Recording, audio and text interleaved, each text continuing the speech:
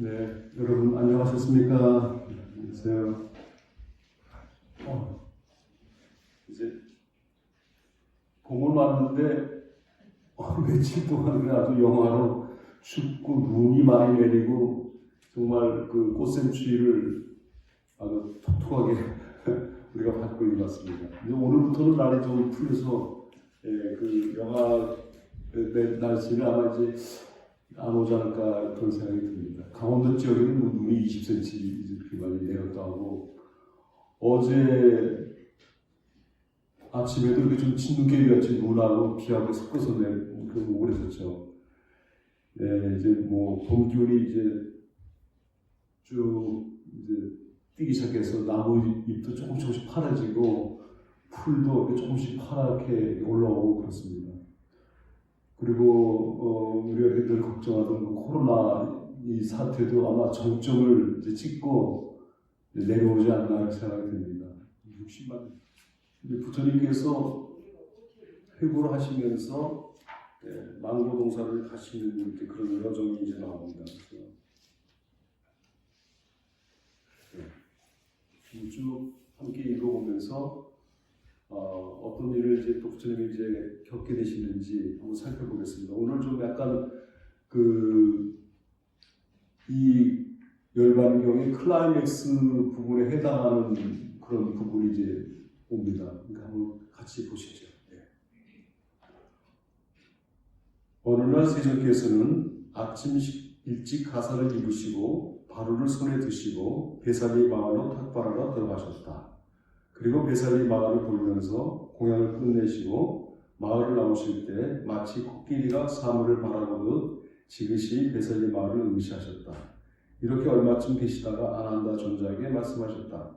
아난다여, 열애가 베살리 마을을 보는 것도 이것이 마지막이 될 것입니다. 자, 아난다여, 우리들은 이제 반다 마을로 가도록 하자. 잘 알았사옵니다, 세존이시여. 라고 아난다 존자는 대답하였다. 이리하여 세존께서는 많은 수의 비구들과 함께 반다 마을로 향하셨다. 그리고 반다 마을에 도착하시어 마을에서 머무셨다. 그곳에서 세존께서는 비구들에게 다음과 같이 말씀하셨다. 비구들이여, 사람들은 네 가지 가르침을 깨닫지 못하고 그것을 통달하지 못했기 때문에 오랜 동안 이 세상에서 저 세상으로 유존하고 끝없이 여기저기를 떠돌아다니는 것이다. 그 네 가지 가르침이란 무엇이겠는가? 비구들이여, 사람들은 우선 첫 번째로 성스러운 계율을 깨닫지 못하고 통달하지 못했기 때문에 오랜 동안 이 세상에서 저 세상으로 유존하면서 끝없이 여기저기를 떠돌아다니는 것이다. 그래서 여기서 우리가 보통 얘기하는 계정해 사막에다가 열반까지 넣어서 네 가지의 거룩한 가르침이라고 말씀하세요. 그래서 우리가 잘 아시는 계율이죠.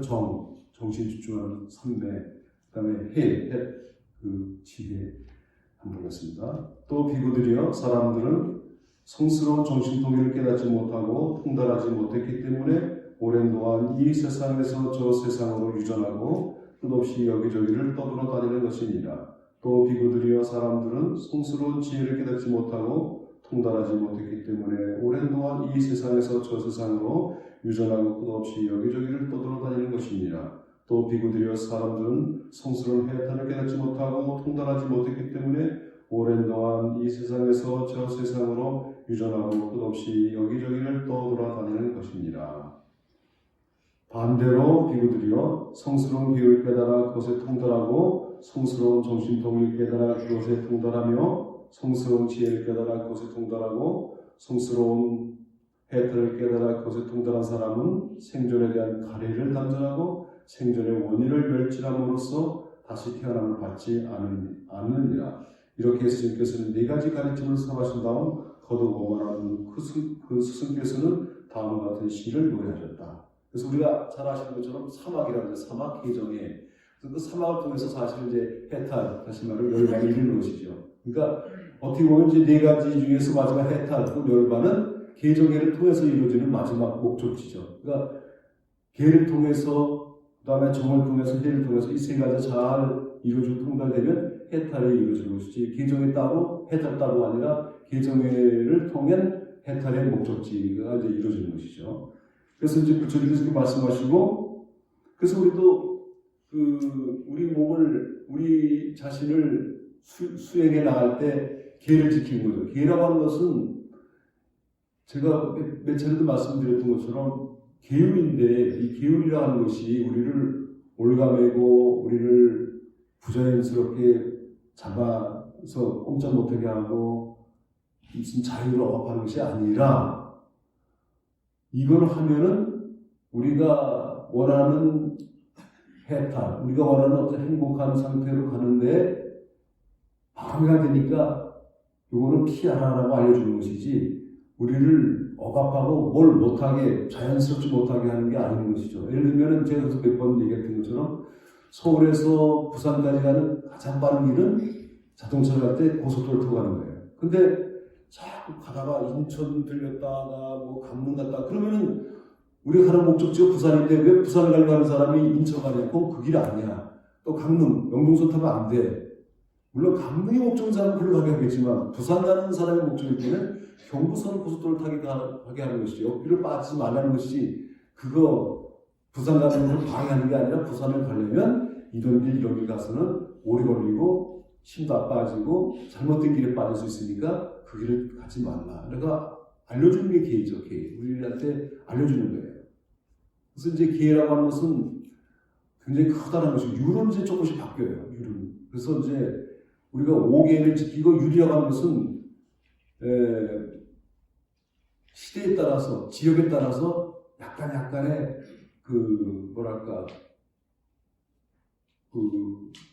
적응하는데 여유가 좀 있는 거죠. 그러니까 예를 들어서 우리도 이제 이건 뭐 우리 불교는 아니지만 남녀 칠수의 부동석, 이거는 조선시대 때는 아주 굉장히 엄했어요. 물론 지금은 남녀 칠수의 부동석 얘기하면 그거 언제 때 얘기야? 그거 아주 원시 시대 때 얘기하냐 하면서 누구도 그 얘기 귀담아 듣지 않는 것처럼, 시대에 따라서 또 지역에 따라서 약간의 여유가 있고 유동성이 있는 것이죠. 그러니까 어떤 율은 인도에서는 맞는데 중국에서 안 맞을 수 있고, 중국에서 맞는데 우리 한국에서 안 맞을 수 있고, 일본에서는 안 맞을 수 있고, 이게 지역에 따라 조금씩 다르거든요. 문화적인 차이라든가 시대적 배경이라든가 다양한 것 때문에. 예를 들어서 음식 같은 것도 마찬가지죠. 음식도 그렇잖아요. 우리 한국 안에서도 종파에 따라서 조금씩 차이가 있거든요. 종파에 따라서 육식하지 말라 하는 게 이제 우리 조계종의 기본 틀이잖아요. 그런데 또 다른 종파에서는 어떤 고기는 안 되고 이런 고기는 되고, 이렇게 해서 또 고기 종류도 좀 이렇게 구분해가지고 이제 섭취할 수 있게끔 하는 그런 종단도 있고요. 그리고 또 여기서는 또 안 되는데 우리 조계종에서는 되는데 또 다른 종파에서는 안 되고, 이게 그 종파의 성격이라든가 어떤 시대적 배경이라든가 어떤 전통에 따라서 조금씩 차이가 날 수가 있거든요. 예를 들어서 율 같은 경우에, 이것도 이제 한 예지만, 비구니 스님이 다 삭발하잖아요. 우리 조계종은. 근데 손태종 같은 데는 비구니 스님이 머리를 기르거든요. 그래서 비구니 스님이 아니죠 하는 경우가 있어요. 머리가 기니까. 그런 것도 일종의 율이거든요. 율. 그러니까 그거 따라서 어떤 그 교조의 어떤 의지라든가 어떤 방향에 따라서 조금씩 차이가 나는 거죠. 그리고 예를 들어서 의식 행위 같은 것도 조금씩 차이가 나는 것도 다 그렇게 이제 차이가 나는데, 계라고 하는 것은 굉장히 크다라는 것이죠. 그래서 5계 계속 딱 정확하게 예를 들어서 무슨 투도 도둑질 하지 말라가 그게 인도에도 왔고 중국에도 왔고 한국도 왔고 일본에도 왔지, 어떻게 일본에서는 투도 괜찮아, 이건 안 되죠. 그러니까 그런 건 정확하게 큰 틀이죠. 근데 그런 걸 잘 지키라는 거예요. 그 다음에 이제 정이라고 하는 것은 우리 마음을 잘 잡는 거잖아. 정신 집중을 하고 통일하고 흔들리지 않는 거죠. 이게 사마디라고 하는 것은, 이게 뭔 뜻은 흔들림이 없는 걸 말하는 거예요. 흔들리지 않는 거. 그러니까 부처님 말씀을 딱 내 중심으로 잡으면 흔들리지 않는 거죠. 근데 중심 말씀이 흔들리면 이 말에도 흔들리고 저 말에도 흔들리고, 갈피를 못 잡고 우유부단하고 할 것도 못하고 하지 않을 것도 해야 되고, 이렇게 흔들리거든요. 그러니까 이 정이라고 하는 것은 늘 자기를 딱 잡아가지고 흔들리지 않는 것이고, 그것이 집중될 때 이제 우리 보통 그 삼매란 말을 쓰는 거죠. 그러니까 일상적으로 정신통일의 그 수행법이 흔들리지 않는 것이다. 그리고 그 흔들리지 않음이 우리 삶 속에서도 그대로 적용이 돼야 되는 거죠.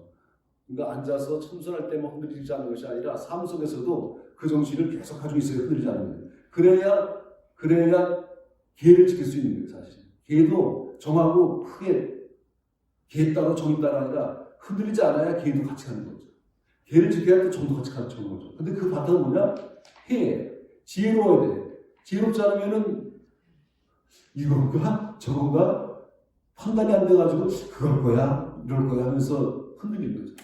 그러니까 계가 바탕이 돼가지고 그 위에 계, 정이 같이 가고 그것이 잘 부족된 상태가 해탈이 되는 것이죠. 그렇게 해서 그래서 부처님께서 그걸 지금 쭉 그동안에 말씀하신 것을 지금 정리하시면서 지금 우리가 읽고 있는 이 경전의 제목은 이 항목은 회고, 그래서 일생을 회고하는 그런 지금 장면이거든요. 그래서 부처님께서 제자들에게 쭉 그동안 말씀하셨던 것을 다시 정리하시면서 이제 그 춘다의 망고동산에 가시게 되고, 그래서 춘다가 공양을 올리게 되는 그 공양식을 드시고 이제 몸의 이상을 느끼시게 되고, 그러면서 푸시나가라로 가시게 되고, 그러면서 열반을 드시는 그런 지금 이 장면이 지금 전개되는데, 어떻게 보면 아까도 말씀드린 것처럼 이 경전의 거의 클라이맥스에 지금 자꾸 가고 있다. 한번 같이 보겠습니다.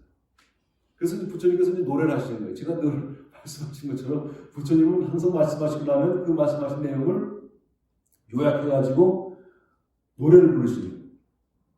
그러니까 노래를 배우면 우리가 그 노래 가사를 잘 안 잊어버리잖아요. 근데 말만 들었던 거는 그것도 뭔가? 그 사과였던가? 배였던가? 뭐지? 토마토였나?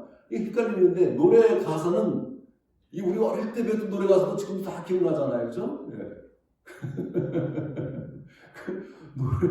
노래 가사 얘기하니까 제가 우스갯 얘기를 하나 좀 중간에 하겠습니다.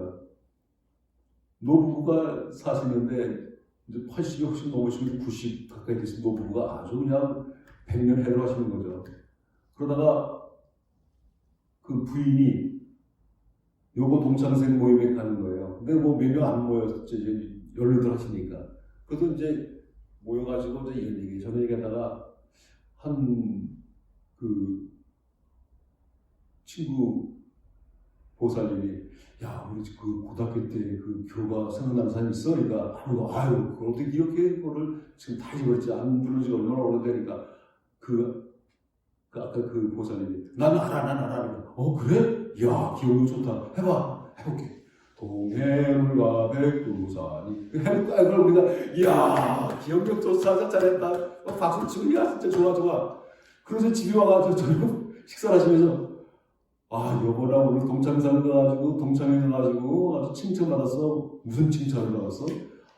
다들 글쎄 우리 동창들이 교가를 다 기억 못하는데 내가 한번 알아가지고 내가 노래했더니 박수 치고 좋아하더라고. 앞으로 머리 좋다고. 그래 한번 해봐. 뭔데? 그러니까 동해물과 그러니까 우리 교가하고 똑같아.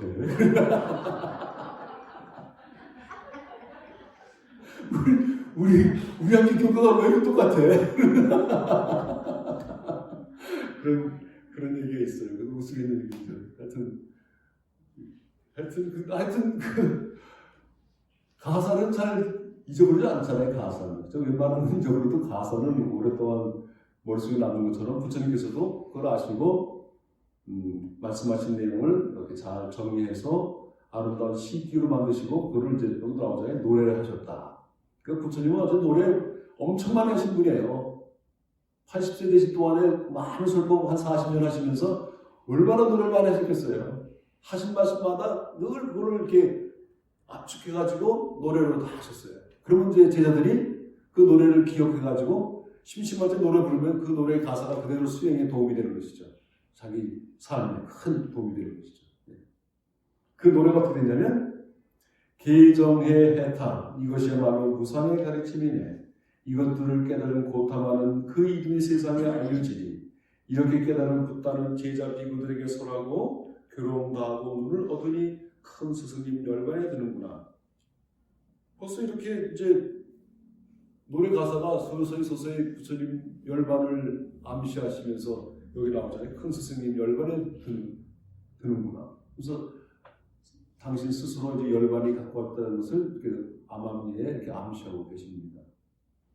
이렇게 반다마을에 머무실 동안에도 세존께서는 비구들에게 여러 가지 가르침을 설하셨던 것이다. 즉 이것이 계율이니라, 이것이 정신통일이다, 이것이 지혜이다, 또 계를 두루닦은 정신통일에는 큰 공덕과 이익이 있고 정신통일을 두루닦은 지혜에도 큰 공덕과 이익이 있나니 이렇게 지혜를 두루닦은 마음은 애요, 생존, 견해, 근본 무지 등의 번뇌로부터 바르게 해탈할 수 있느니라.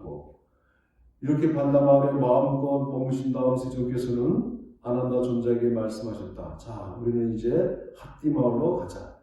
이리하여 세존께서는 많은 수의 비글과 함께 핫띠 마을로 향하셨다.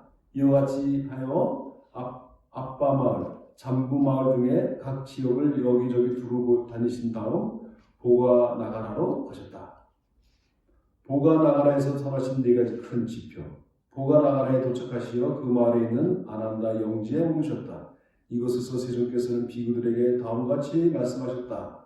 비구들이여, 이제부터 나는 네 가지 큰 지표의 가르침을 설하리라. 잘 듣고 마음에 새겨두라. 잘 알았사옵니다. 세존이시여, 부디 설하여 주시옵소서라고 비구들은 대답하였다. 그러자 세존께서는 다음과 같이 말씀하셨다. 비구들이여, 장차 다음과 같이 말하는 비구들이 있을지 모른다.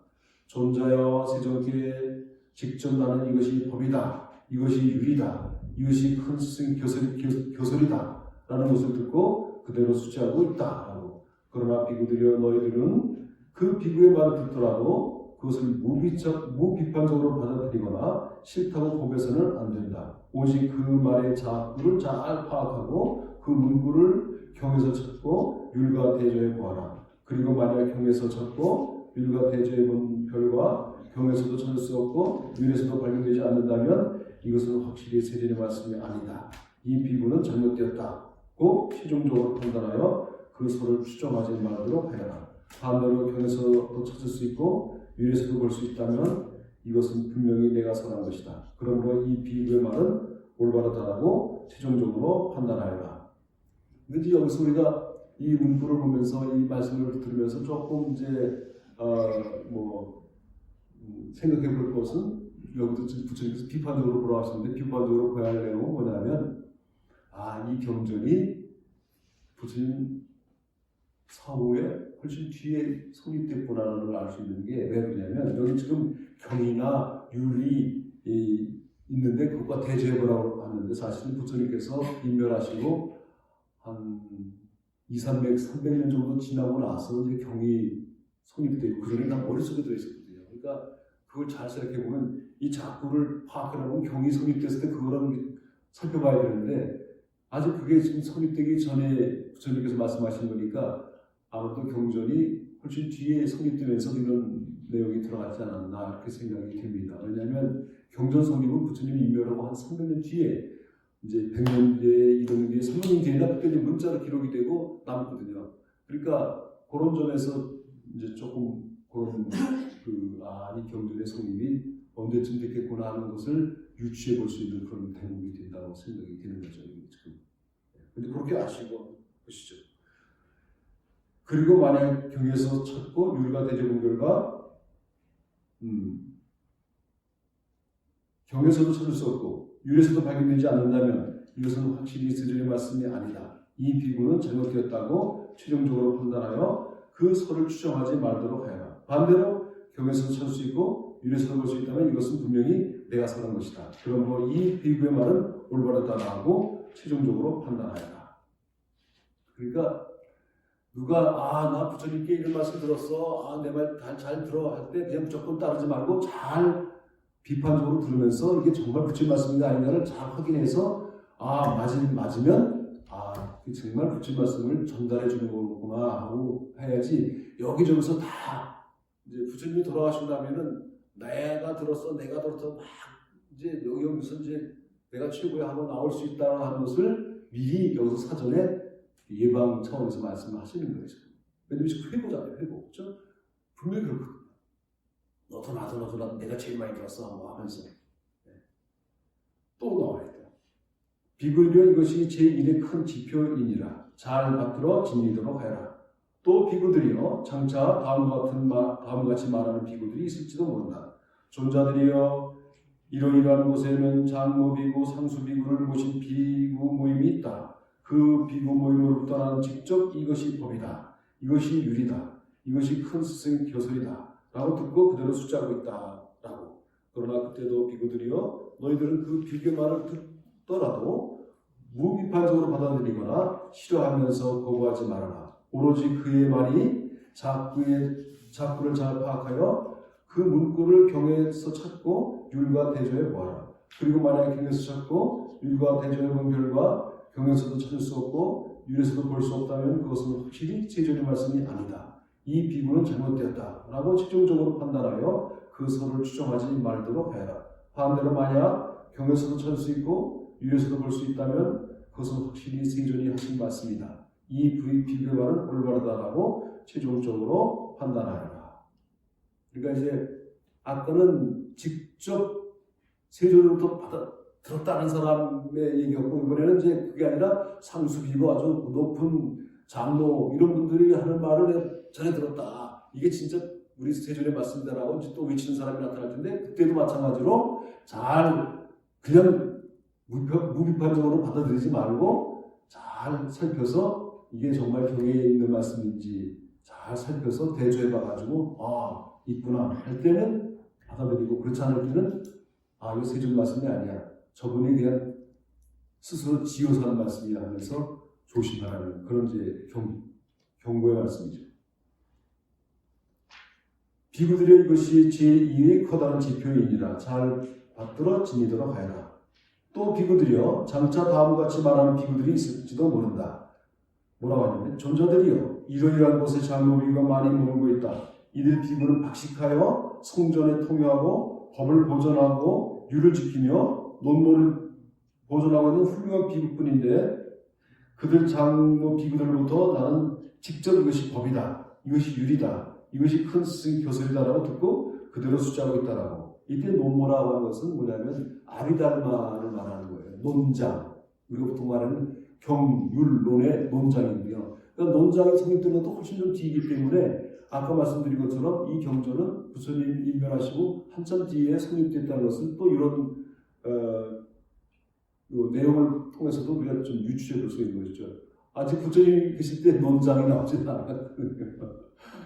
훨씬 뒤에 이제 그 부처님께서 말씀하신 것을 따지고 논리적으로 해석하고 이거다라고 하면서 그 아비다르마 이게 이제 아비달마 시대에 돌아왔어야 되는데 그 한참 뒤 얘기예요. 조금 더. 그러니까 이제 그때 이제 아까는 부처님께 직접 들었다는 비구가 나타날지 모르겠고 두 번째는 삼수 제자들로부터 들은 얘기다라고 하는 사람이 나타날지 모르고 그 다음에 이제 이렇게 논장에 아주 박식하고 이런 학자들로부터 또 난 들은 얘기다라고 하는 세 번째에 또 말을 전한 사람이 나타날지 모르는데 그것도 마찬가지로 그냥 무비판적으로 받아들이는 것이 아니라 잘 살펴서 정말 부처님 말씀인지 아닌지를 대조해보고 그때 맞으면 그때 이게 부처님의 가르침이구나 하고 받아들이지 무조건 누가 나타나서 나 들었어 했을 때 무조건 다 이게 부처님 말씀인가 하고 받아들이는 데는 좀 조심하라 그런 말씀입니다.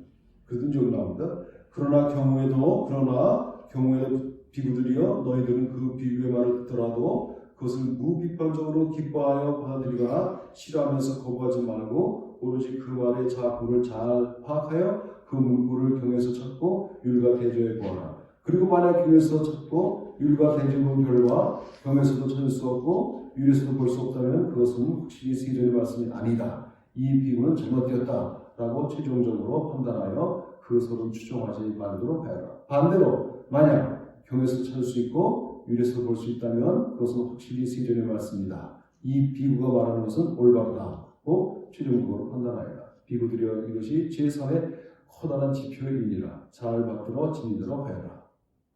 그래서 세 번째 말씀했잖아요. 그 다음에 또 이제 또 어떤 비구가 또 있을 거라는 또 비구들이여 장차 혹은 이렇게 말하는 비구들이 있을지도 모른다.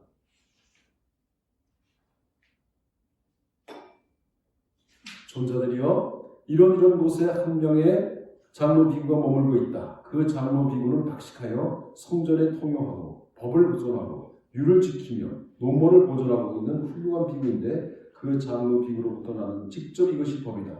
이것이 율이다. 이것이 큰 스승의 교설이다라고 듣고 그대로 수지하고 있다라고. 그러나 비구들여 너희들은 그런 비교의 말을 듣더라도 그것을 무비판적으로 받아들이거나 싫어하면서 거부하지 말아라. 오로지 그 말의 자구를 잘 파악하여 그 문구를 경에서 찾고 율과 대조해 보아라. 그리고 만약 경에서 찾고 율과 대조해 본 결과 경에서도 찾을 수 없고 율에서도 볼 수 없다면 이것은 확실히 세존의 말씀이 아니다. 이 비구는 잘못되었다라고 직종적으로 판단하여 그 서로 추정하지 말도록 하여라. 반대로 만약 경에서 찾을 수 있고 율에서도 볼 수 있다면 이것은 확실히 세존께서 하신 말씀이다. 이 비구의 말은 올바르다라고 최종적으로 판단하여라. 비구들여 이것이 제사의 커다란 지표이니 잘 받들어 지니도록 하여라. 비구들여 이상이 네 가지 큰 지표이니라. 이것들을 잘 받들어 지니도록 하여라. 이렇게 보관하가라에서 머무실 동안에도 세존께서는 비구들에게 여러 가지 가르침을 설했던 것이다. 이래야 세존께서는 보관하가라에서 마음껏 머무신 다음 아나다 존자에게 말씀하시다. 자, 아나다요, 우리들은 이제부터 파마 마을로 가자. 잘 알았사옵니다. 세존이 시원하고 아나다 존자는 대답하였다. 그러니까 부처님께서는 잘 우리가 기억할 건 뭐냐면 이걸 요즘 말로 이제 바꾸 말하면 이제 철학에서 보면 이제 텍스트가 있고 콘텍스트가 있거든요. 텍스트라고 하는 것은 보통 우리 말하는 이제 문장을 말하는 건데요. 문장이 조금씩 다를 수 있지만 콘텍스트라고 하는 것은 뭐냐면 문맥인 거예요. 문맥. 앞뒤가 맞게 떨어져야 돼요. 콘텍스트를 잘 봐라. 말은 그렇듯하지만 이게 진짜 앞뒤가 잘 맞는 것인지를 봐서 이게 부처님 말씀인데 이렇게 돼서 문맥상으로 문장은 조금씩 틀리지 몰라도 문맥상으로 맞아떨어지면 이게 부처님 말씀이구나 하면서 문맥을 잘 살펴보라는 거예요. 요즘 어떤 말들이 나오냐면 뭐 입시생이나 뭐 대학생들이나 문해력이 부족해. 문해력이라는 말을 많이 쓰거든요. 젊은 사람들 사이에서. 그것도 바로 뭐냐면 콘텍스트를 잘 보라는 거예요. 그러니까 앞뒤에 문장만 보는 것이 아니라 앞뒤에 문맥이 모순되지 않는지 정말 이게 부처님 말씀인지 아닌지 몰라요. 문맥을 봐야 되거든요. 문장만 볼 때는 그렇다거든. 그거 맞아. 그냥 넘어가지 말고 앞뒤의 문맥을 따져봤을 때 이게 진짜 부처님 말씀인가 아닌가는 문맥을 통해서 알 수 있거든요. 이게 좋은 말은 누구나 다 할 수 있지만 그게 정말 문맥상으로 맞는지 모순된 건 아닌지 잘 살펴보라는 그런 말씀을 지금 부처님께서 하시는 거예요. 그러니까 누구한테 들었다 그런 게 중요한 것이 아니라 정말 그게 문맥상으로 부처님 말씀인가 아닌가는 찾아봐야 되는데 제일 먼저 근거는 경, 율 이런 데서 잘 봐가지고 이게 부처님 말씀하는 문맥과 대조했을 때 똑같지는 않을 수 있죠. 그래도 문맥상으로 맞구나. 그럴 때는 이 부처님 말씀을 그대로 잘 전하는 것이로구나 라고 받아들이라는 거예요. 어떻게 그 부처님 말씀하신 게 100년 뒤에 200년 뒤에 똑같이 할 수 있겠어요. 조금씩 틀릴 수 있어도 문맥으로 봤을 때는 맞아 하면서 그런 문맥을 잘 보라는 거예요. 그러니까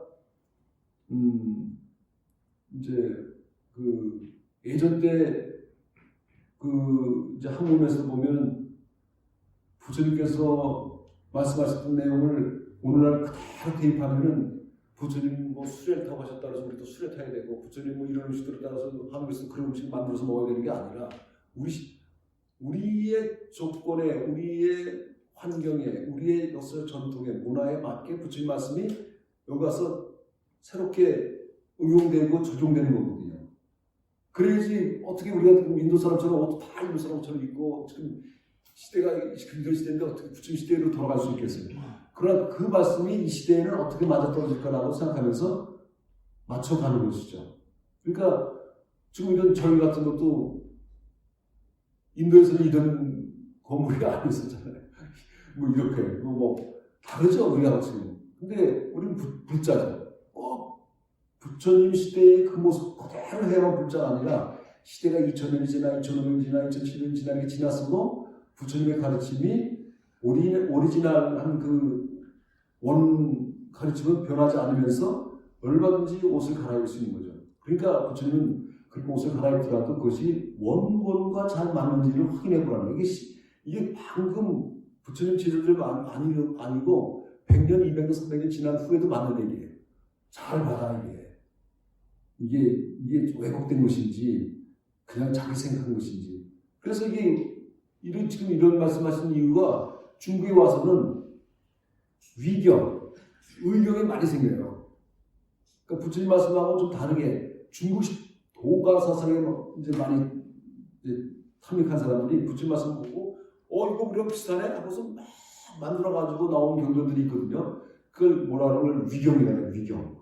그다음에 의경, 의심이 되는 의경. 그런 경전들이 막 생겨요. 근데 사람들은 거기 여시야문 시작하면 이거 부처님 말씀이네. 이거 부처님 말씀이네. 맞아 이거. 이렇게 말씀하셨네. 이렇게 착각할 수 있다는 거예요. 잘 따져보라는 거예요. 그러니까 앞으로 세월이 지나면서 그런 경전들이 나올 수 있다는 것을 미리 지금 부처님 제자들에게 말씀을 하시는 거예요. 미리. 끊임없이 이런 의견이나 위견이 나올 거를 벌써 아시는 거죠. 꼭 나 이렇게 들었더라고 말하는 사람 말고도 무슨 뒤에 100년, 200년, 1000년, 2000년 뒤에 이런 부류의 경전이 나올 수 있다는 것을 미리 말씀하시게 됩니다. 그러니까 우리는 부처님의 말씀을 이상하게 전하는 그런 종단, 그런 종파에 소속되지 않다는 것만도 난 참 얼마나 행복한가 하는 것을 여러분 스스로 생각하셔야 돼요. 실제로 정말 우리는 부처님의 말씀을 잘 그대로 있는 대로 전하고 그를 따라서 살려고 하는 그런 모임이지 엉뚱하게 하는 그런 모임이 아니거든요. 그러니까 그런 점에서 우리는 참 내가 다행이고 복이 많구나 이렇게 생각하셔도 크게 틀리지 않습니다. 자, 이제 클라이맥스로 가게 됩니다. 드디어 춘다가 등장합니다. 춘다의 공연, 발명의 결정적 원인. 이렇게 세존께서는 많은 수의 비구들과 함께 파마마을로 향하셨다. 그리고 파마마을에 도착하시어 대장장이 춘다가 소유하고 있는 망고동산에 머물고 계셨다. 대장장이 춘다는 세존께서 파마마을에 도착하시어 춘다의 망고동산에 머물고 계신다는 이야기를 듣고 서둘러 세존의 처소로 왔다. 그리고 세존께 인사드리고 한쪽에 앉았다. 자리에 앉은 대장장이 춘다에게 세존께서는 여러 가지 가르침을 설하여 믿어 받들게 하고 격려하고 기뻐하게 하셨다. 이렇게 세존께서 가르침을 설하시니 믿고 받들며 기뻐한 대장장이 춘다는 세존께 살렸다. 세존이시여 내 세존께 고향을 울고자 하오니 비글과 함께 꼭 오시도록 하옵소서. 이 초대를 세존께서는 침묵으로 수락하셨다. 이렇게 세존의 동의를 얻고 대장장이 춘다는 자리에서 일어났다. 그리고 세존께 절을 올리고 오른쪽으로 도는 예를 표하고 세존의 처소를 떠났다. 그 이튿날 아침 대장장이 춘다는 자신의 집에 딱딱하고 부드러운 갖가지 맛있는 음식을 준비하였다. 그 가운데는 스카라 마따바라는 요리도 섞여 있었다. 이 스카라 마따바라고 하는 요리가 이제 우리나라에는 똑같은 요리는 없는데 대체적으로 이제 버섯도 들어가고 좀 돼지고기 자른 것도 들어가고 하는 일종의 잡채 비슷하게 이렇게 버무려 놓은 그런 음식이라고 해요. 스카라. 그래서 사람들이 얘기가 이 음식이 이제 상한 돼지고기를 드시고 돌아가셨다는 그런 얘기도 들고 그다음에 독버섯이 들었다 하는 얘기도 하고 그런 얘기가 바로 그 음식 그런 재료를 만드는 거예요. 버섯도 들어가고 또 돼지고기도 좀 들어가고 이렇게 해서 그런 음식이래요. 이게 스카라 맞다고. 자, 이거 이제 들어있는 거예요. 자, 보겠습니다. 준비가 완료되자 대장장이 춘다는 사람을 보내어 세존께 세존이시여 때가 왔사옵니다. 고향 준비도 다 되었사옵니다라고 고하게 하였다. 그러자 세존께서는 그날 정오전에 가사를 입으시고 바로를 손에 드시고 비구들과 함께 대장장이 춘다의 집으로 향하셨다. 그리고 도착하시어 마련된 자리에 앉으셨다. 자리에 앉으신 스님께서는 준비한 음식 가운데 스카라 마따바가 있는 것을 아시고 대장장이 춘다에게 말씀하셨다. 춘다여, 이 스카라 마따바는 모두 내 앞으로 가져오도록 하고 비구들에게는 다른 것을 올리도록 하여라. 잘 알았사옵니다, 세존이시여. 라고 대답한 대장장이 춘다는 준비한 스카라 마따바는 모두 세존께 드리고 비구들에게는 다른 갖가지 음식을 올렸다. 이렇게 공양이 끝나자 세존께서 춘다에게 말씀하셨다. 춘다여, 이 남은 스카라마타바는 구덩이를 그곳에 모두 묻어라. 춘다. 이 세상에 이것을 먹더라도 완전하게 소화할 수 있는 사람은 악마와 범천, 신들과 인간들, 사문과 바람을 포함하더라도 열의 이유는 없기 때문입니다. 잘 알았사옵니다. 세존이시여. 성도도 그렇게 하겠사옵니다. 라고 대답한 대장장이 춘다는 세존의 말씀대로 남은 스카라마타바는 모두 구덩이에 묻어버리고 세존이 초서로 되돌아와 세존께서를 올리고 한쪽에 앉았다. 자리에 앉은 대장장이 춘다에게 세존께서는 여러 가지 가르침을 설시하시어 믿어 받들게 하시고 그를 격려하고 기쁘게 한 다음 자리에서 일어나 돌아가셨다. 한편 이렇게 대장장의 아들 춘다로부터 고향을 얻으신 세존께에 심한 병이 엄습하였다. 피가 섞인 설사를 계속하는 고통으로 죽음이 오고 있음을 느끼셨다. 그러나 그런 고통에도 불구하고 세존께서는 마음 괴로워하지 않으시고 바르게 설명하시고 바르게 의식을 보존하면서 지그시 고통을 참으셨다. 그리고 이런 고통도 차츰 치유될 무렵 세존께서는 아난다 존재에게 말씀하셨다. 자, 아난다여, 우리들은 지금부터 쿠시나가라로 가자. 잘 알았사옵니다. 세존이시여. 라고 아난다 존재는 대답하였다. 이리하여 세존께서는 아난다와 함께 쿠시나가라로 향하셨다. 자, 이제 이렇게 해서 요걸 조금 줄여서 노래 같이 만들죠. 대장장이 춘다가 올린 공양을 받고 세존께서는 심한 중병이 걸렸다. 세존은 이것이 죽음의 고통이라고 나는 들었네. 드신 스카라마타바가 중병의 근원, 큰 스승 세존께서 자 향하자 쿠시나가라로 고통을 참으면서 말씀하시도다. 한편 쿠시나가라로 가던 도중에서 세존께서는 길 옆에 있는 어떤 나무 아래에 앉으셨다. 그리고 아난다 존재에게 말씀하셨다. 자, 아난다여, 가사를 네 곁으로 깔아라. 피곤해 조금 쉬고 싶다. 잘 알았사옵니다. 세존이시여. 아난다 존재는 세존의 말씀대로 가사를 네 곁으로 깔았다. 자리에 앉으신 세존께서는 곧 아난다 존재에게 말씀하셨다. 아난다여, 물을 기르다오. 나는 목이 몹시 말라 물을 마셔야만 하겠느니라. 세존께서 이와 같이 말씀하셨을 때 아난다 존재는 다음과 같이 대답하였다. 세존이시여, 이 신의 물은 지금 막 500대의 수레가 지나갔기 때문에 물결이 채 가라앉지도 않아 흘러서 도저히 마실 수 없사옵니다. 세존이시여, 다행히도 조금만 가면 카쿠타 강이 있사옵니다. 그 강물이라면 물도 깨끗하고 맑고 시원하며 또 마시기에도 좋은 물이 가득 채워져 있으므로 충분히 목을 축일 수 있고 몸도 쉴 수 있을 것이옵니다. 그러므로 세존이시여, 이제 잠시만 참으소서. 다시 세존께서 아난다 존재에게 말씀하셨다. 아난다의 물을 길어다 주지 않겠는가? 나는 몹시 목이 말라 물을 마셔야 하겠느니라. 세존의 말씀에 아난다 존재는 또 다음과 마찬가지로 대답하였다. 세 번째로 세존께서는 아난다 존재에게 말씀하셨다. 아난다여, 물을 길어다 주지 않겠는가? 나는 몹시 목이 말라 물을 마셔야만 하겠느니라. 그러자 아난다 존재는 잘 알았사옵니다. 세존이시여, 그렇게 하겠사옵니다. 라고 대답하고 바로를 가지고 대가로 갔다. 그런데 그 신의 물이 이제 막 500대의 수레가 지나갔기 때문에 물도 흐리고 또한 출렁이면서 흐르고 있어야만 하는데 아난다 존재가 갔을 때에는 맑고 깨끗한 물이 흐르고 있었다.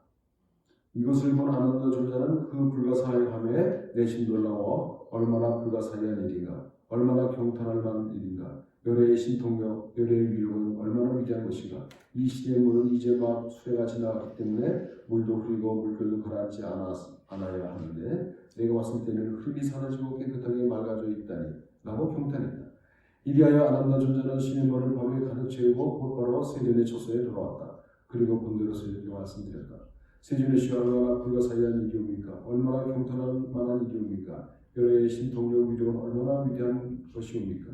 저 신의 물은 이제 막 수레가 지나갔으므로 물은 적고 물결도 가라앉지 않아 흐려 있을 텐데 제가 갔을 때에는 이미 흐림은 사라지고 깨끗하게 맑아 있었사옵니다.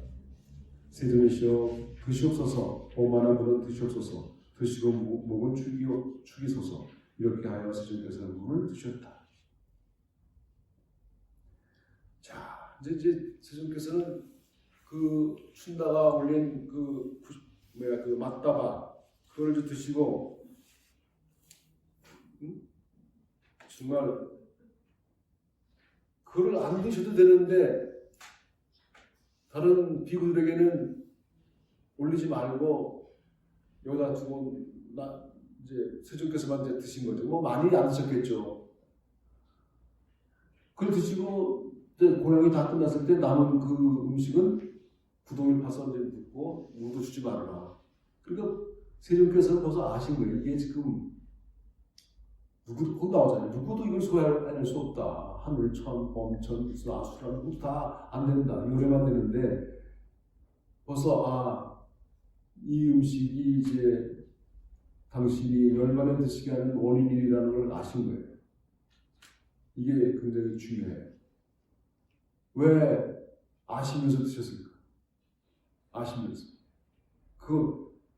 세님께서 아시니까, 야, 춘다야, 이건 좀 치우고 다른 거 좀 줘. 나 이거 오늘 안 돼. 먹으면 안 되겠다고. 그걸 드시지 말았으면 열반을 좀 더 미루시고 더 사셨을 텐데, 이걸 드시면 열반에 드신다는 걸 아시면서도 춘다 올린 공양을 받으시고, 그 대신 다른 사람에게 주지 마라. 이게 굉장히 우리한테 중요해요, 사실. 근데 이 문제에 대해서 제가 뭐 여러 차례 말씀을 좀 드렸었잖아요. 많은 사람들은 부처님께서 썩은 돼지고기를 드셨다, 그래서 돌아가셨다. 또 어떤 사람은 부처님께서 독버섯을 드셨다, 그래서 돌아가셨다. 거기만 관심이 있어요. 독버섯이냐, 돼지고기냐. 그걸 왜 받아들이셨냐. 그거에는 그렇게 큰 관심이 없어요. 이게 사실 중요하거든요. 다른 사람들에게, 다른 비구들에게는 주지 말고 나 다 땅에다 묻어라. 그리고 춘다가 올린 그 음식은 드셨어요. 그래서 제가 이제 거기에 대해서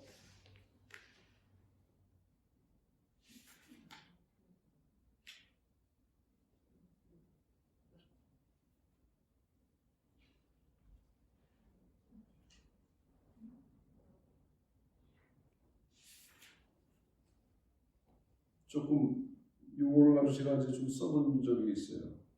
뭐 제가 뭐라고 써나 보겠습니다.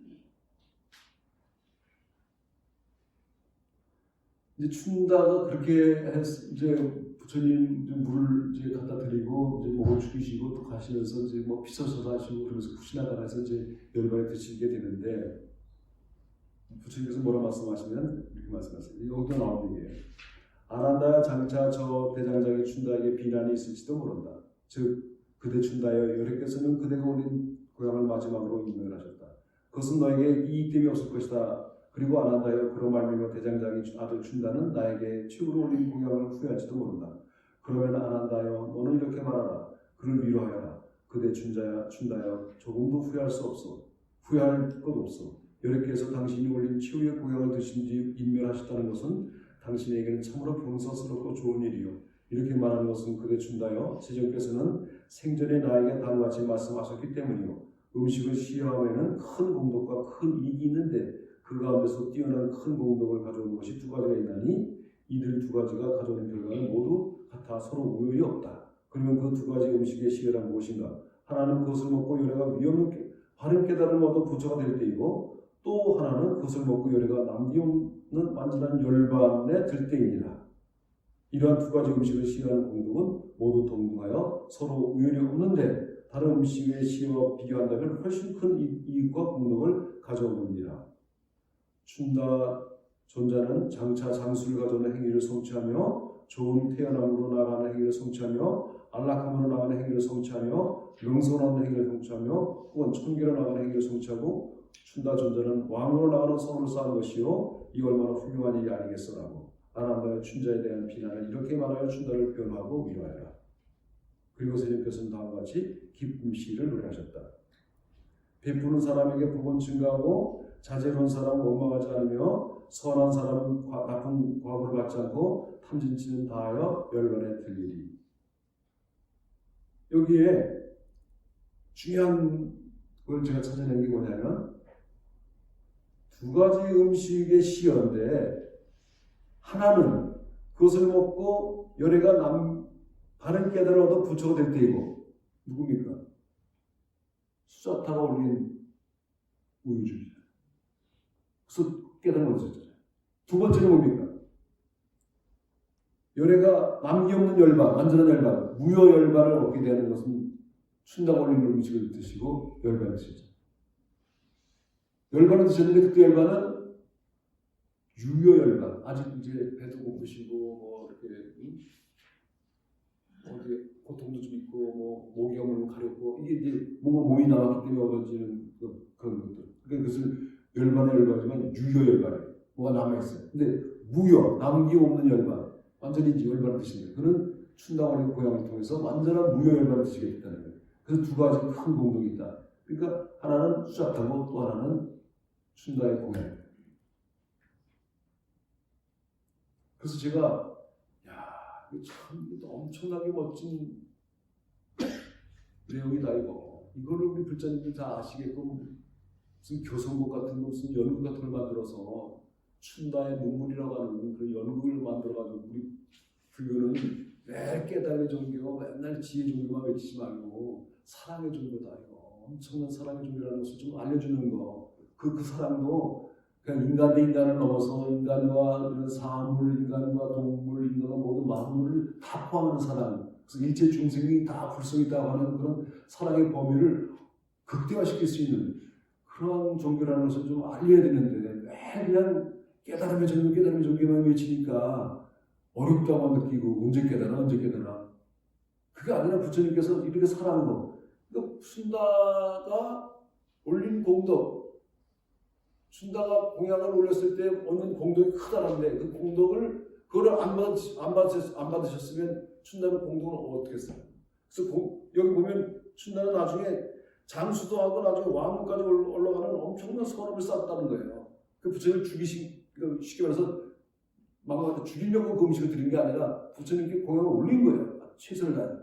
근데 물론 이게 잘못됐겠지만 그래도 잘못됐고를 떠나서 부처님께 올렸다는 공덕 그 자체 그 공양을 올리는 그 자체가 엄청 큰 공덕이라는 거죠. 그걸 높이 평가, 선업을 쌓는다. 그러니까 수자타하고 춘다. 그래서 제가 그냥 뭐 이게 가능한 얘기인지 모르겠습니다만 언젠가는 이거 한번 좀 뭔가 만들고 싶다. 거기는 수자타도 등장하고 이 춘다도 등장하는 어떤 그런 극 같은 게 좀 연극 같은 거가 있어가지고 이걸 좀 우리 불자님들이 부처님은 정말 사랑 그 자체예요. 깨달음이라는 건 다른 게 아니라 모든 존재를 사랑하라고 하는 엄청난 자비예요. 그러니까 우리가 보통 얘기했을 때 자비 그러면은 좀 뭔가 가슴이 안 나니까 사랑이라는 말로 좀 표현해가지고 그 사랑이 어떤 그런 사람 위대한 사랑, 어떤 사람 우주적 사랑 그걸 실천하십니다. 깨달은다는 게 다른 게 아니라 우주적 사랑을 실천하는 것이다. 그래서 오히려 춘다를 위로하라. 춘다야, 그것도 후회하거나 뭐 또 다른 사람이 춘다를 비난하거나 그런 거 하지 못하게 하고 부처님을 무효열반으로 하게 하는 큰 공덕을 쌓았다. 이렇게 춘다를 위로라고 말씀하시는데요. 제가 이제 이걸 뭐라고 이제 해석을 했냐면요. 위의 장면에서 붓다는 부처님은 춘다가 준비한 음식 가운데 숟가락 맞다바를 먹으면 인면에 들게 된다는 것을 이미 알았다. 그래서 다른 제자들에게 숟가락 맞다바를 먹지 못하게 하였다.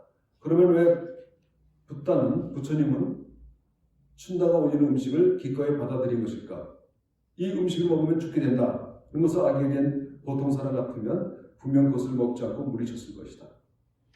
그러나 붓다는 탐진치를 극복하고 깨달음을 증득한 상태였기에 다시 말하면 무아를 완성한 존재이기 때문에 기꺼이 춘다의 공양물을 받아들일 수 있었던 것이다. 춘다가 세종교에 공양하여 공덕을 지을 수 있는 기회를 빼앗지 않으려고 한 붓다의 위대한 사랑에 주목해야 할 것이다. 깨달은 자 붓다는 죽음을 넘어서는 위대한 사랑을 실천하고 무아를 실현하면서 평화의 완성을 보여주었다. 진정한 불자의 삶은 이처럼 붓다의 무아적 사랑의 실천과 평화에 동참하는 것이라고 할 수 있다. 따라서 열반에 이른 사람은 세속의 일상사로부터 벗어나 은둔하고 세계에 대해 무관심하고 초연하게 사는 것이 아니라 이웃의 고통과 슬픔에 관심을 갖고 그들의 행복과 평화를 위해 무아를 실천한다. 그렇다면 붓다가 보여준 열반을 우리는 일상에서 어떻게 구체적으로 실천할 수 있을 것인가? 그 길은 붓다 자신이 발견하여 걸어왔던 길을 8가지의 거룩한 8종도의 길이다. 8종도의 길은 무아적 삶을 사는 길이고 무아적 평화를 완성하는 길이다. 이렇게 이제 조금 이제 설명을 가야 하는데요. 저는 최근에 제가 한 일 중에 하나가 뭐가 있냐면 이렇게 우스갯소리로 들으셔도 괜찮습니다. 지금 우크라이나 사태가 얼마나 비참하고 산모가 그냥 폭탄 피해를 받아가지고 그 신생아랑 같이 세상을 떠나는 게 있고 엄청나게 많은 아이들이 죽어가고 그냥 그냥 지하철 지하로에서 그냥 밥을 굶으면서 그냥 지새면서 살고 있잖아요. 저는 좀 그런 걸 보면은 야 이거 불자로서 뭘 해야 되는가 그런 생각하게 되는데 일단 제가 한 일은 두 가지입니다. 하나는 아르헨티나 대사관에 계좌가 개설돼서 돈을 좀 보냈어요. 앞으로 이제 더 보낼 거예요. 일단 그냥 액수만 원, 20만 원 보내고 한 몇 차례 더 보낼 예정입니다. 그리고 우크라이나 국기를 사가지고 제 집 문 앞에다 걸어놨어요. 응원하는 의미에서. 제가 할 수 있는 게 뭐가 있어요? 그냥 냉담하고 무관심하고 우리 일이 아니니까 난 몰라. 아이 우크라이나 뭐 내그 말고는 뭐 지네 일이지. 이게 아니거든요. 맨날 뭐 중생사람 하면서 같은 지구촌에 사는 인간들이 그런 일을 할 때 우리가 모른 척하면 되겠습니까? 절대 안 돼요. 그래서 제가 가르치는 학생들한테 야 10,000원씩만 보내 너. 나는 얼마 보냈으니까 너 10,000원. 5,000원도 괜찮아. 그러면 좀 달라져. 10,000원만 보내도 관심이 가고 그들에 대한 어떤 우리의 그 단련된 모습을 보여줄 수 있어. 많이 보낼 필요 없어. 해가지고 제가 아이들한테 문자 보내고 전화해가지고 10,000원씩 하려고 난 더 할래 해가지고 여러 사람 동참하게 했거든요. 그게 우리가 할 수 있는 일이에요. 우리도 저는 뭐 경험 못했습니다만 저는 뭐 정전할 때쯤 태어났는데 우리도 6.25 전쟁 때 정말 뭐 지금은 가난해가지고 막 굶는 나라인 이디오피아 거기서 많이 왔어요.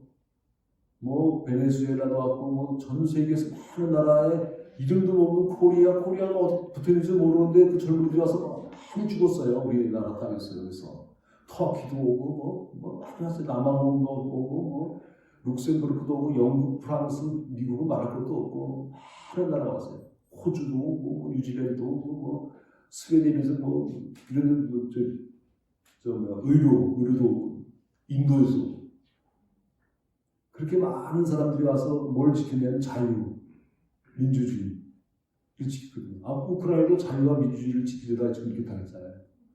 그러면 우리가 가서 싸우지 못하면서 좀 그 사람들에게 먹을 거, 저희들이 보내는 그거는 이제 뭐 음식, 뭐 구호품, 뭐 옷, 뭐 방탄조끼 이런 것들 보내겠죠. 뭐 우리나라 병기는 보내지 않으니까 그렇게 모아가지고 뭐 보내겠죠.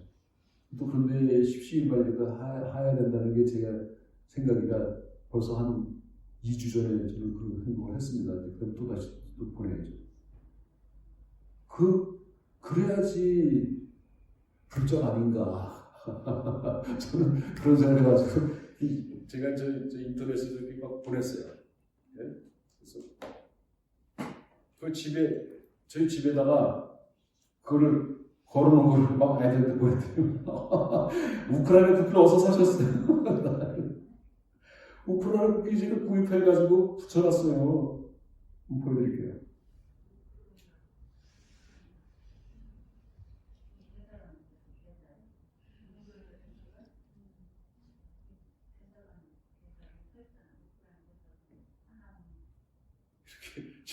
문 앞에서 우크라이나 국기 보이시죠? 여기 다 우크라이나 국기 다 놓고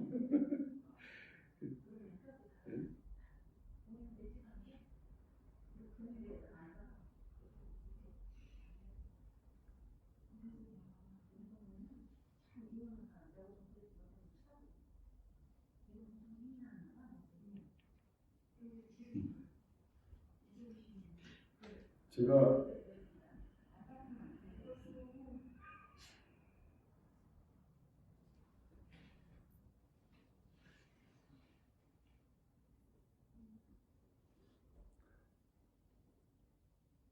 그냥 간단하게 했어요. 그 학생들한테 우크라이나 사태에 대해 우리가 할 수 있는 일을 작다고 생각하지 말고 마음으로 기원하면서 후원하는 것이 평화를 사랑하고 자비를 실천하는 불자의 삶의 태도이지요. 이렇게 하면서 조금 보내라. 그래야지 나중에 후회 뭐랄까 부끄럽지 않다. 그렇잖아요. 그런 거에 대해서 부끄럽잖아요. 우리가 너무 모른 척하고 내 앞에 삶에만 관심이 갖고 그럼 안 된다는 생각이에요. 저는.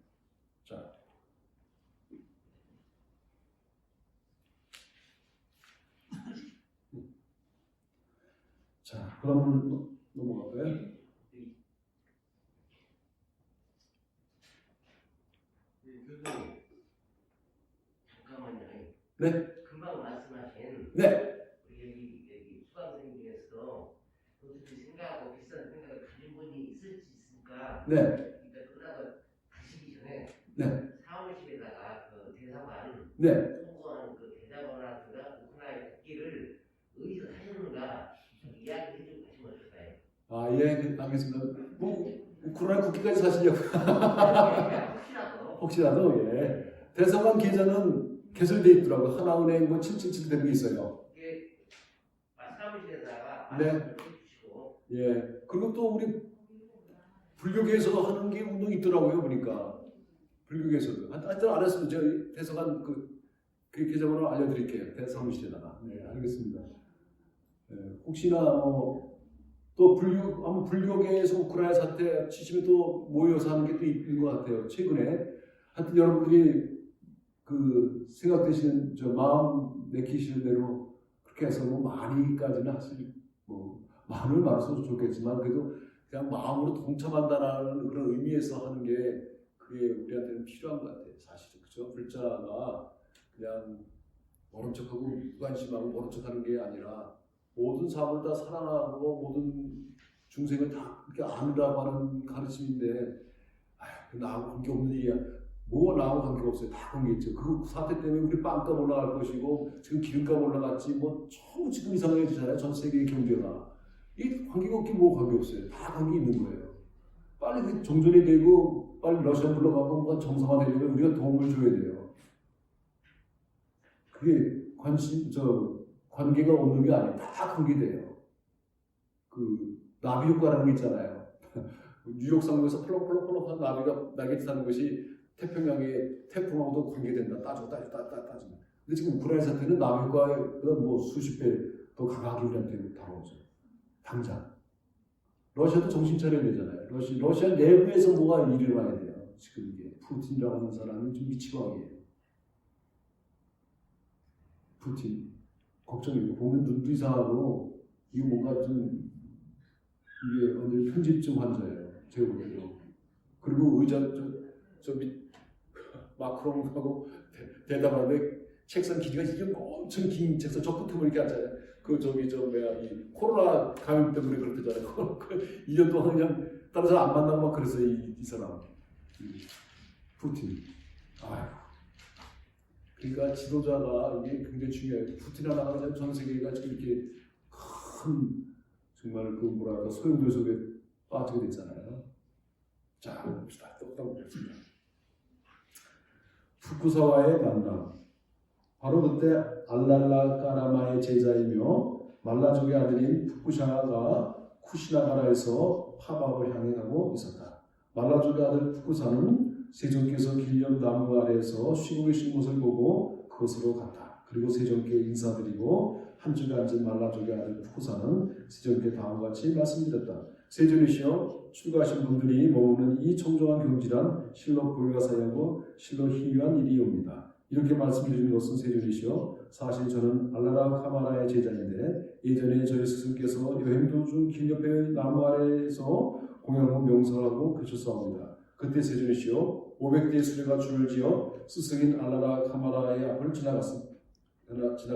그리고 그 수레를 따라오던 한 남자가 스승 알라라 카마라가 계시는 곳에 이르러 스승과 다음과 같은 문답을 주고받았습니다. 혹시 출가하신 분이시여, 이제 막 이곳에 500대의 수레가 지나갔사온데 보셨사옵니까? 아니네 것이여, 나는 아무것도 보지 못하였네. 그럼 무슨 소리라도 듣지 못하였사옵니까? 아니네 것이여, 나는 아무것도 듣지 못하였네. 그러면 당신은 주무셨던 곳입니까? 아니네 것이여, 나는 자지 않았네. 그러면 당신은 의식이 있었던 것이 뭡니까? 분명히 그대로네. 것이여, 나는 혹시 의식이 있었다네. 그러면 당신은 자지도 않고 의식도 확실한데 500대의 수레가 조금 전에 지나갔는데도 그것을 보지도 못하고 그 소리를 듣지도 못했다고 하시다니요. 그럼 출가하신 분이시여 당신의 상에 흙탕물이 묻지 않았사옵니까? 그렇게 말하는 것이요 혹시 나의 상에 흙탕물이 튀겨 있군요. 세존이시여 그 남자는 이렇게 생각했습니다. 참으로 불가사의한 일이다. 실로 희미한 일이다. 출가한 사람이 청정한 경지에 들어있으면 잠들어 있을 리도 없고 의식도 확실했을 텐데 눈앞에 500개의 수레가 줄을 지어 지나가는데도 그것을 보지도 못하고 그 소리를 듣지도 못했다니. 그리하여 그 남자는 알라라 카마라께 깊은 존경의 뜻을 표하고 자리에서 일어나 떠났습니다. 저 역시 이 같은 이야기를 듣고 알라라 카마라에 대해 깊은 존경의 뜻을 품게 되었습니다. 과연 그런 일이 있었는가? 그런데 푸쿠사여 그대는 어떻게 생각하는가? 다음과 같은 일이 있다고 한다면 어느 쪽의 사람이 더 어렵게 의식하지 않는 경지에 도달했겠는가? 즉 한 사람은 자지도 않고 의식도 확실했다. 그런데 눈앞에 500개의 수레가 지나가는 것을 보지도 못하고 그 소리를 듣지도 못한 채 의식하지도 못하는 것과 다른 한 사람은 역시 마찬가지로 자지도 않고 의식도 확실했는데 그 소나기가 심하게 내리고 번개가 치며 천둥이 울리면서 바로 근처에 벼락이 떨어졌는데도 그것을 보지도 못하고 그 소리를 듣지도 못한 채 의식하지도 못하는 것과 비교하면 도대체 어느 쪽의 사람이 더 어렵게 의식하지 않은 경지에 도달하는 것인가? 세존이시여 그것은 말할 필요도 없습니다. 500개의 수레가 아니라 설령 600, 700, 800, 900, 1000의 수레 혹은 그 10배가 넘을지라도 훨씬 더 어렵게 의식하지 않는 경지에 도달할 것이옵니다. 푸쿠사야 그대도 그렇게 생각하는가? 그런데 푸쿠사여 내가 예전에 아트마의 왕귀의 집을 머무는 적이 있는데 그때 갑작스럽게 심한 소나기가 내리고 천둥과 번개가 치면서 바로 근처에 벼락이 떨어졌다. 그런 말미암아 푸쿠사여 왕귀의 집에 있던 두 농부와 4마리 소가 벼락 맞아 죽었느니라. 그러자 푸쿠사여 아트마 마을 사람들은 이 2명의 농부와 소의 산채가 있는 곳으로 왔느니라. 푸쿠사여 그때 나는 왕귀의 집에서 명사에 들어 있었는데 잠시 경영을 하기 위해 집 밖으로 나오자 모여있던 사람들은 가운데 한 명이 내게 있는 곳으로 왔다. 그 마을 사람은 절을 하고 나의 곁에 섰다. 그래서 나는 마을 사람과 다음과 같은 문답을 주고받았던 것이니라. 보시오, 사람이 많이 모인 듯한데 도대체 무슨 일이 있었는가? 실은 지금 내린 소나기와 벼락에 농부 형제 2명과 소 4마리가 죽었사옵니다.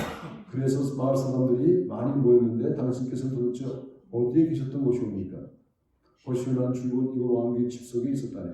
그러면 조금 전에 번개는 보셨사옵니까? 아니네. 보시오, 나는 보지 못하였네. 그럼 천둥소리를 듣지 못하였사옵니까? 아니네. 보시오, 나는 천둥소리를 듣지 못하였다네. 그럼 도대체 당신은 주무시고 계셨사옵니까? 아니네. 보시오, 나는 자지도 않았다네. 그럼 당신은 의식이 확실하게 있었던 것이옵니까? 그대로네. 보시오, 나는 분명히 의식이 있었네. 그럼 당신은 특별히 주무시지 않고 의식도 확실하면서 소나기가 내리고 천둥이 치고 벼락이 떨어졌는데도 그것을 보지도 못하고 그 소리를 듣지도 못하였사옵니까? 그대로는 보시오. 나는 번개를 보지도 못하였고 그 소리를 듣지도 못하였다네. 소나기가 내렸다는 것도 몰랐다네. 내가 이렇게 대답하니 푸쿠사여 그 마을 사람은 이렇게 생각하는 듯 했다. 참으로 불가사의한 일이다. 실로 희귀한 일이로다. 출가한 분께서 청정한 경지에 들어있으면 자지도 않고 의식도 분명했는데 눈앞에 소나기가 심하게 내리고 천둥번개가 치고 바로 근처에 벼락이 떨어졌는데도 그것을 보지도 못하고 그것을 듣지도 못한 채 의식하지 못했다니라고. 이래야 그 마을 사람들은 나에게 깊은 정의의 뜻을 표하고 오른쪽으로 도는 일을 표하고 일어나 떠났던 것입니다. 세존께서 이런 말씀을 들은 말라족의 아들 푸쿠사는 세존께 다음같이 말씀드렸다. 세존이시여, 지금 세존의 이야기를 듣고 보니 알라라 카마라에 대한 나의 중심 따위는 태풍 속의 먼지, 급류 속의 나뭇잎처럼 날아가 버렸사옵니다. 세존이시여, 참으로 훌륭하십니다.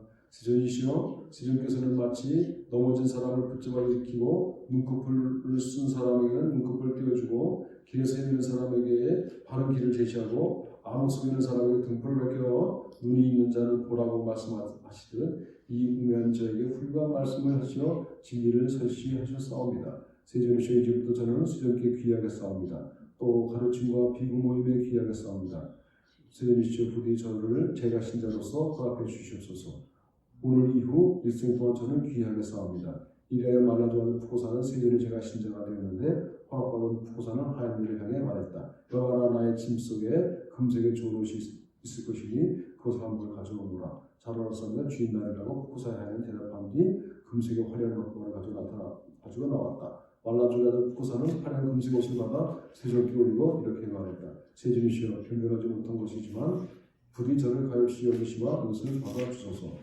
푸꾸사야 그러면 나는 그것을 받으리라. 그리고 한 벌을 더 아난다에게 올려라. 잘 알았사오니 세존이시여 라고 말한 말라주의 아들 푸꾸사는 세존이 말씀대로 한 벌은 세종께 그리고 또 한 벌은 아난다 존재에게 올렸다. 그러자 스님께서는 여러 가지 가르침으로 말라주의 아들 푸꾸사에게 설시하시어 믿어 받게 하시고 길을 경유하시고 기뻐하게 하셨다. 이렇게 스님께서 가르침을 청하시니 믿어 받들고 경유받고 기뻐한 말라주의 아들 푸꾸사는 자리에서 일어나 오른쪽으로 도는 일을 피하고 떠났다. 말라주의 아들 푸꾸사가 일어나서 떠나자 곧 아난다 존자는 푸꾸사가 올린 금색 옷 한 벌을 세종께 입혀드렸다. 그런데 금색 옷이 세존의 몸 앞에서 사그라져 잿불처럼 빛을 잃었다. 그 모습을 보고 아난다 존자는 세종께 이렇게 살렸다. 세존이시여 참으로 불가사의한 일이 아니옵니까? 실로 희귀한 일이옵니다. 세존이시여 열의 피부색은 청정하여 하얗게 빛나고 있사옵니다. 화려한 금색 옷을 세종께 올렸는데 세존의 모습 앞에서는 이 옷색이 그 빛을 잃었습니다. 확실히 그럴 것입니다. 하는데요. 열에는 두 가지 경우에만 특별히 열의 피부색을 하얗고 청정하게 빛나게 하느니라. 아난다야 그것은 어느 때인가 하나는 열애가 위없는 바른 깨달음을 얻어 부처가 될 때이고 또 하나는 열애가 남교시 완전 열반의 색이 될 때이니라. 아난다의 이 두 가지 경우에는 열애의 피부색이 유달리 청정하여 하얗게 빛나게 되느니라. 아난다의 오늘 밤 최후의 야분에 푸시나가라 근처 역사가 태어났던 곳인 사라나무 숲속의 한 쌍의 사라나무 사이에서 열애는 완전한 열반의 세계에 들 것입니다. 잘한다요. 우리는 이제부터 카쿠다강으로 가자. 자라나사오니 세존이시라고 아난다 존자는 대답하였다. 황금색 옷 한 벌, 푸꾸사 올렸네. 그것을 걸치신 큰 스님께서는 금색처럼 찬란하게 빛나시네. 그러니까 이제 이 푸꾸사가 이제 세존께 귀의해서 제가 신자가 된 것이죠. 그러니까 푸꾸사는 비구가 된 것이 아니라 이제 제가 신자로서 된 거죠. 그러니까 이제 승가가 확대되는 거죠. 그러니까 비구, 비구니, 우바세, 우바이 이렇게 돼야 사부대중이 되거든요. 우리가 삼귀할 때도 이제 불법승이 귀하잖아요. 부처님이 귀하고 법, 부처님의 가르침이 귀하고 승이라는 건 바로 사부대중을 말하는 거예요. 그러니까 사부대중, 비구, 비구니, 그다음에 총신남, 총신녀. 그래서 이렇게 해서 거기에 귀하는 거예요. 그러니까 사부대중이 귀하다는 말은 뭐냐면 사부대중 화합을 깨뜨리지 않고 그렇잖아요. 비방하지 않고 거기에 의지하면서 함께 화합하는 화합중을 말하는 화합중. 그래서 우리도 중의 중 사부대중의 한 부 우바세 우바이 총신남 총신녀. 우리도 중요한 중이에요. 그러니까 스님만 중이 아니라니까 그게 지금 잘못돼가지고 한참 잘못된 거예요. 중간에 우리가 예전 때 중간 단어로 머리카락 스님을 얘기했는데 우리도 중인 거예요. 사부 대중의 한 소속이에요. 만약에 사부 대중 중에서 비구니만 있다면 불가능하죠. 청신남 청신녀 없으면 어떻게 해? 그분들이 살아가는데 우리가 고향도 올려야 되고 여러 도움도 주고 서로 주고받고 하는데 안 되죠. 사람들 같이 존재해야 이게 승간이 되는 거예요. 승간. 그러니까 여기서 승가라고 하는 상간은 그래서 우리가 선교할 때도 거룩한 부처님이 귀합니다. 거룩한 가르침이 귀합니다. 거룩한 스님들께 귀합니다. 아니라 거룩한 승가에 귀합니다. 우리 스스로가 어디 귀하냐. 그때 귀의 뜻은 잘 받아들이고 화합을 하고 비방하지 않고 거기에서 나는 화합을 이루겠다라고 하는 것을 다짐하는 거. 선비라고 다짐. 그리고 다짐하고 나서 나중에 이제 우리는 대승이니까 보살의 사홍서 커다란 서원을 하는 거죠. 이제. 다 중생을 다 번진다, 범죄 다 버린다, 다 없앤다, 가르침을 다 배우겠다, 나중에는 불도를 완성하겠다. 그게 사홍서원 아니에요. 보살의 서원. 먼저 그래서 법회탕성 승기를 해서 다짐을 하고 그가 끝날 때는 원을 세워가지고 그렇게 살겠다. 나의 삶의 지침은 삼기를 하는 자세로 오늘 실천하겠다. 이게 이제 대승불교에서 그래서 항상 법회 때 시작하고 그것을 삼기와 사홍선으로 이제 맺음을 진짜 시작하고 끝을. 그러니까 여기서 우리 잘 알아야 될 게 스님께 귀합니다는 뭔가가 잘못된 거예요. 사실은 엄격하게 말하면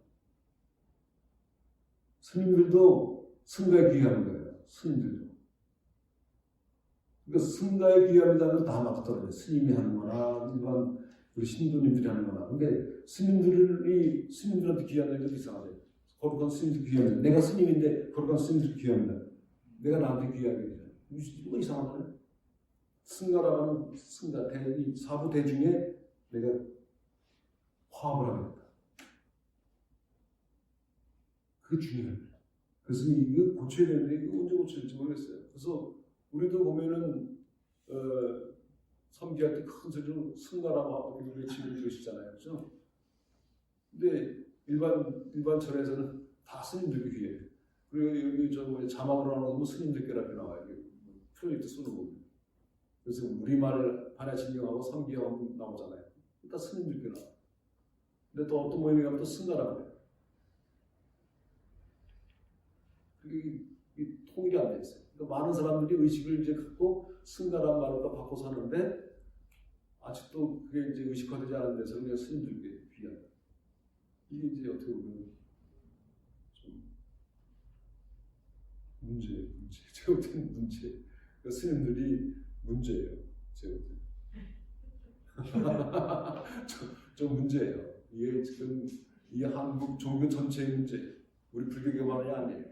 카톨릭도 마찬가지고 기독교 개신교도 아니고 문제예요.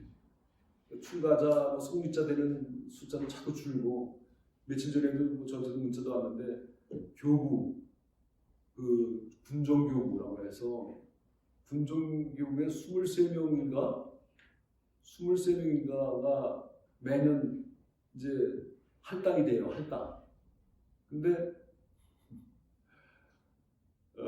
개신교는 23명 할당된데 10대 1인가 10대 1보다 막 지원해가지고 그걸 뽑는데 10대 1이 경쟁률인데 우리는 8명이 지원했어요. 남은 없어. 지원을 안 해. 지원을 안 하면 나중에 그게 어디로 할당되느냐? 목사한테 가는 거예요, 그게. 그럼 점점 저 군정교구에서 스님의 숫자가 위축되고 기독교 목사들 막 커지는 거죠. 30명 넘고 우리가 못 가지니까. 그것도 문제. 그래가지고 몇 해 전에는 비구니 스님을 뽑았어요. 군정교구에서. 비구니 스님. 근데 비구니 스님이 지금 비구니 스님도 안 와가지고 8명. 그래가지고 지금 난리가 그러면 선태정도 하게 하고 태고정도 하게 하고 뭐 이렇게 징역정도 하게 하고 그래서 골고루 분산해가지고 채워야 되지 않느냐 그런 의견이 나오는데 또 그것도 안 되는 거예요. 오로지 그냥 또 조계종에서만 해야 된다고 또 막 물어가지고 8명인데 8명 가지고 가면 가서 줄어가지고 나중에 다 뺏기면 어떡할 건지 난 그것도 걱정돼요.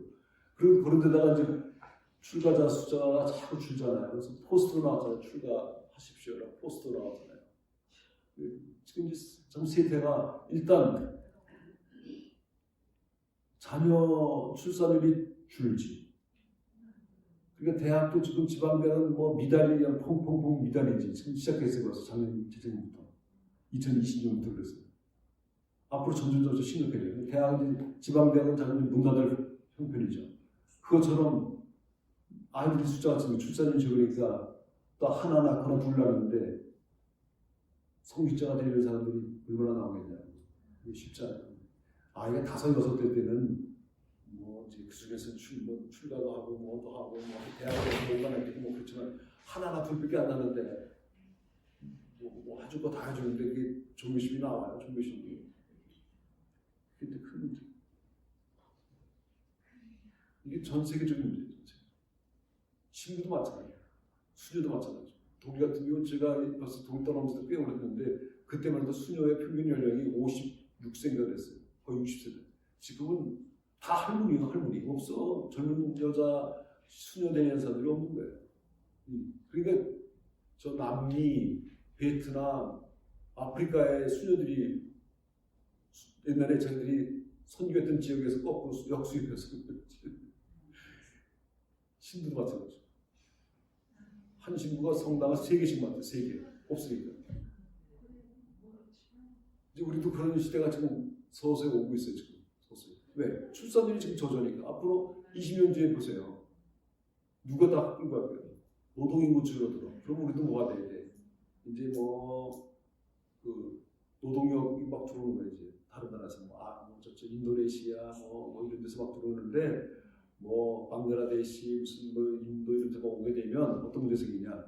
인도는 좀 특히 오자들 방글라데시 그다음에 인도네시아 이런 데서 오면 또 거기 또 뭐냐? 이슬람교도들이야 또. 지금도 이슬람교도가 자꾸 늘어나고 있잖아요. 그럼 이제 우리나라도 이제 뭐 다종교가 이제 뭐 아주 뭐 복잡하게 이제 이루어지고 그 사이에서 그런 경우도 한 번씩 말씀드리겠잖아요. 파키스탄에서 온 남자가 한국에서 열심히 일하다가 같은 공장에서 한국 여자를 만났어. 그래서 결혼했어. 그래가지고 오래 살고 10년 이렇게 살다 보니까 이 남자가 한국에다 귀화했어. 그래서 이제 국적은 한국인이야. 그래서 부부가 잘 살고 아이도 낳았어.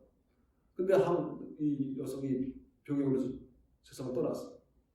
근데 혼자 아이 이루고 살던 이 파키스탄 남자가 힘드니까 같은 공장에 있던 인도네시아 여자하고 결혼했어. 그러니까 또 같이 살다 보니까 이 사람이 한국 사람이니까 이 사람도 한국 사람을 귀화했어. 인도네시아 여자도. 또 아이가 또 나왔어. 아이가 둘이야. 하나는 한국 엄마, 하나는 인도네시아 엄마. 근데 말이 시원찮아, 한국말이. 엄마도 시원찮고 아버지도 시원찮으니까 애도 시원찮아. 근데 얘들이 이제 나중에 나이가 돼가지고 20살 넘고 군대를 가야 되는데 이 문제들. 이런 애들이 많을수록 이제 사회적으로 이게 잘 적응시켜야 되는데 이런 문제가 한국 사회에 자꾸 좀 생겨지는 거지. 그러니까 우리 젊은 사람들이 결혼해가지고 아이를 안 낳으면 한국 사회는 또 이상한 뭐 이상하는 말은 이상하지만 하여튼 묘한 사회가 또 되는 거예요. 또 그게. 그러니까 우리 저 어머님들, 저 며느님들 아이 낳게 독려하셔야 됩니다. 지금 인구 줄어요. 지금 인구가. 우리 때는 저 때만 해도 6형제, 뭐 8형제, 뭐 적어도 5, 넷도 적었어요. 넷도. 그렇죠? 그런 사회거든요. 걱정입니다. 그래서 이제 우리가 지금 다시 한번 정리해 본다면 좀 큰 틀에서 우리가 좀 봐야 된다. 그래서 우리가 이제 나이가 들어가면 우리는 무슨 연금 받고 뭐 살겠지만 지금 노동 인구가 자꾸 줄어들면은 결국 노동 인구를 유입해야 되고 이거 뭐가 문제가 생겨요, 그리고 이제 연금도 개혁이 돼야 되겠죠. 왜냐면 일하는 사람 적은데 노인층만 많아지면 뭐 불균형이 일어나잖아요, 그렇죠? 일하는 사람이 많아야 그 일한 돈으로 먹여 살리는 거잖아요. 그 연금 받는 거는 우리가 분 돈이 아니라 그 분 돈에 플러스 젊은 사람들이 일하는 거에서 빼서 먹는 거예요, 우리가 연금이라는 거. 근데 자꾸 이게 고갈되잖아요, 연금이라는 거. 국민연금, 무슨 사학연금, 무슨 공무원연금이고 군인연금이고 자꾸 이제 연금이 좀 마이너스거든요. 시대가 자꾸 시간이 가면갈수록. 근데 젊은 사람들이 돈을 벌어줘야 되는 젊은 사람 숫자가 적으면 이게 문제 있어요. 근데 그런 걸 좀 생각하면서 우리가 적극적으로 젊은 사람들 좀 잘 보호해줘야 되고 그들의 기회를 주고 애를 낳아도 무슨 뭐 미래가 불확실해서 애를 못 낳던 거죠. 우리 어머니 세대나 우리 부모님 세대는 앞으로 잘 살 거라는 생각에서 아이를 막 낳았지만 지금 젊은이들은 나 되게 힘든데 우리 아래 세대는 더 힘들 거 아니야 그러면서 아이를 안 낳는 거거든요. 교육의 문제도 그렇고. 그러니까 그런 젊은 사람들이 희망을 가질 수 있게끔 우리가 좀 도와줘야 될 것 같고요. 그 다음에 아까 말씀드린 것처럼 우크라이나니 뭐 이런 사태에 대해서 나와 관계없다고 생각해서 무관심할 것이 아니라 다 우리가 다 관계되니까 그런 것에 대해서 좀 관심을 갖고 함께 동참하는 그런 생각을 좀 가야 될 것 같고요. 그 다음에 이제 더 나아가서 이제 항상 말씀드린 것처럼 늘 불자라고 하는 어떤 자존심과 자부심을 가질 필요가 있다. 나 불자야. 불자기 때문에 이건 안 돼. 불자기 때문에 이거 해야 돼. 이거 정확해야 돼. 그래야 이게 정이에요, 정. 불자기 때문에 이걸 해야 되고 불자기 때문에 이거 안 해야 돼. 이거 이거 불자인데 자존심 상하게 할 수 있겠어? 이거 안 돼. 이거 내가 해야지. 이걸 정확하게 나의 삶 속에서 세워야 중심이 딱 서야 이게 정이에요, 정. 그리고 해고, 그리고 지키는 게 계고. 그래서 계정의 사막을 잘 지켜야 불자의 삶이다. 그러니까 지혜를 바탕으로 해서 할 것과 안 할 것 정확히 정할 줄 알고 정해지면 흔들림이 없어야 돼요. 정해진 것은 계고 흔들림 없는 정이고 그 바탕에는 해, 지혜가 있어야죠. 그래서 사막, 계정의 사막을 딱 나의 삶의 중심으로 삼아서 정확하게 나의 삶에서 불자의 삶을 실천해야지. 그래서 우리 불교는 신앙생활이라는 말보다 신행이라고 해요. 신행. 그 믿음을 행동으로 옮겨야지. 신앙은 믿고 우러러보는 거예요. 아, 그 하나님을 우러러보는 게 신앙이지만 우리는 신앙이 아니라 신행. 내가 알고 있는 지혜를 행동으로 옮기는 거예요. 그 불자의 삶은 신행이라 신행. 그래서 우리 신앙이라는 말보다 신행이라는 말을 더 많이 쓰고 그게 우리 불자의 삶의 태도죠. 네, 그래서 오늘 말씀은 그렇게 신행 그리고 부처님은 정말 사랑이시다. 부처님이 깨달으신 그 깨달은 내용은 사랑이다. 그래서 그 막가라 마치바도 사랑으로 바꾸듯이 이거 보고 나 죽으라 엄마 날 죽이려고 그랬어? 이게 아니잖아. 벌써 화냈어요? 화내셨어요. 탐지지사 물러났기 때문에 화냈어. 그래 알았다. 이게 네가 나한테 준 공덕이구나. 내가 그 공덕을 받아들이고 공덕을 많이 받고 나는 무효열반에 간다. 때가 됐구나. 눈물겨운 장면이에요. 부처님의 이 공양 춘다의 공양을 받으시는 이 장면은. 그래서 늘 아시고 사랑의 정교다. 깨달음의 내용은 사랑이다. 이렇게 우리가 좀 생각하시면서 좀 즐겁고 행복하게 삶을 우리가 유지해야 되겠습니다. 오늘 몇 가지 있습니다.